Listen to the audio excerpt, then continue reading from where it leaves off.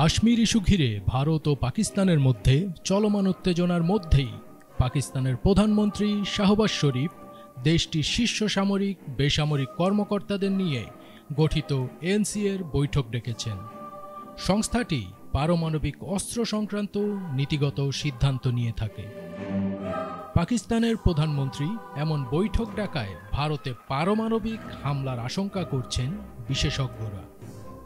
যা ঘটলে এর পরিণতি মোটেই ভালো হবে না, কারণ ভারতও একটি পারমাণবিক শক্তিধর দেশ।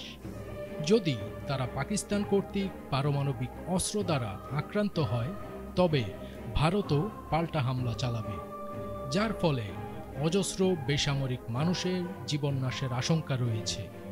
এছাড়াও দুই দেশে এবং সমগ্র দক্ষিণ এশিয়ায় এর বিরূপ প্রভাব পড়বে বলেও নিশ্চিত করেছেন বিশ্লেষকরা।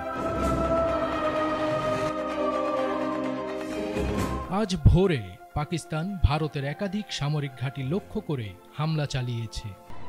এর মধ্যে ভারতের একটি ক্ষেপণাস্ত্র সংরক্ষণাগার লক্ষ্য করেও হামলা করে তা ধ্বংস করার দাবি করেছে পাকিস্তান।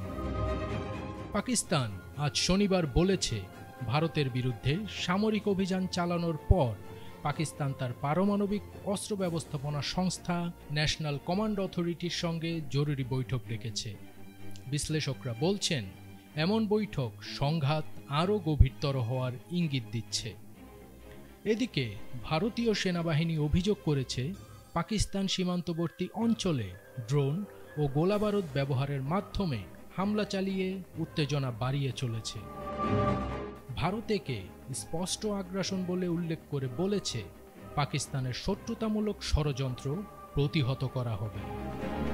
ভারতীয় পুলিশ দাবি করেছে, পাকিস্তানের হামলায় কাশ্মীরের জম্মু অঞ্চলে 5 জন বেসামরিক নাগরিক নিহত হয়েছেন। গত বুধবার থেকে চলতে থাকা টানা এই পাল্টাপাল্টি হামলাকে গত 3 দশকে ভারত পাকিস্তানের মধ্যে সবচেয়ে বড় সংঘাত হিসেবে দেখা হচ্ছে। পরিস্থিতি ঘোলাটে হয়ে ওঠায় যুক্তরাষ্ট্রসহ বিভিন্ন দেশের তরফ থেকে উত্তেজনা কমানোর জোর আহ্বান জানানো হচ্ছে। ফজবির তাজ, ATN বাংলা।